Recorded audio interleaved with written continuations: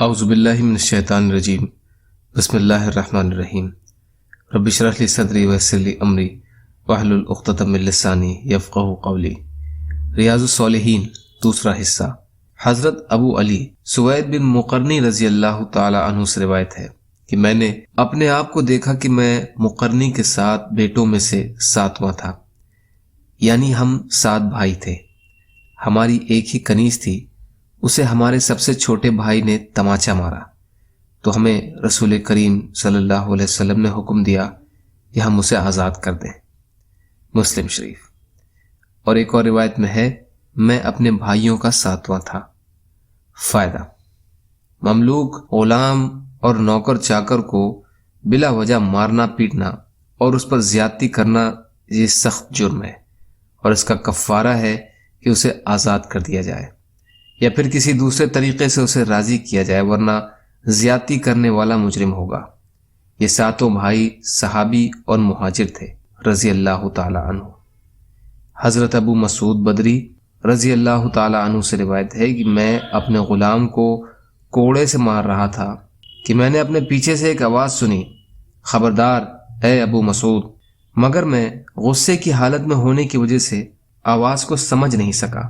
تو جب آواز دینے والا میرے قریب ہوا، دیکھا کہ وہ تو رسول کریم صلی اللہ علیہ وسلم ہیں۔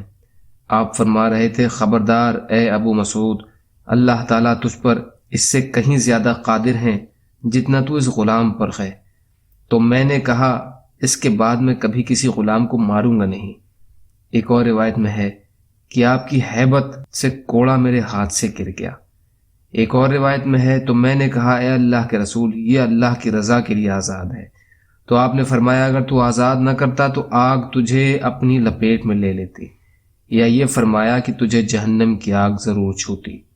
یہ تمام روایات مسلم نے بیان کی ہیں۔ فائدہ: اس میں بھی غلاموں اور نوکر چاکروں پر بلا وجہ سختی کرنا یا جرم سے زیادہ سخت سزا دینے کی وعید کا ذکر ہے۔ نبی اکرم صلی اللہ علیہ وسلم کو اللہ نے جس جلالت اور ہیبت سے سرفراز فرمایا تھا اس کا بھی کچھ بیان اس میں آیا ہے۔ حضرت ابن عمر رضی اللہ تعالی عنہ روایت فرماتے ہیں کہ نبی اکرم صلی اللہ علیہ وسلم نے فرمایا، جس نے اپنے غلام پر کسی ایسے جرم کی حد لگائی جو اس نے نہیں کیا یا اس کو تماچا مارا تو اس کا کفارہ یہ ہے کہ اسے آزاد کر دے، مسلم شریف۔ فائدہ: قاضی ایاز فرماتے ہیں کہ اس پر سہمتی ہے کہ آزاد کرنا واجب نہیں ہے، صرف مستحب ہے، لیکن یہ آزادی گو اجر میں بنا کسی سبب کے آزاد کرنے کے برابر نہیں ہے، مگر اس کی زیادتی کا کفارہ ضرور ہوگی۔ یا اللہ ہم سب کو کہنے سننے سے زیادہ عمل کی توفیق عطا فرما۔ یا اللہ مظلوموں کی مدد فرما، ہم سب کو اپنی استطاعت کے بقدر اپنا حق ادا کرنے والا بنا۔ سچی توبہ کی توفیق عطا فرما۔ جو بیمار ہیں انہیں صحت کلی عطا فرما، جو پریشان ہیں ان کی پریشانیوں کو دور کر دے، جو قرض میں ہیں ان کے قرضوں کو ادا کرا دے۔ یا اللہ آپ جیسا بہتر سمجھیں ویسے ہماری حفاظت فرمائیں، ہر ظاہری باطنی فتنوں سے ہماری حفاظت فرمائیں۔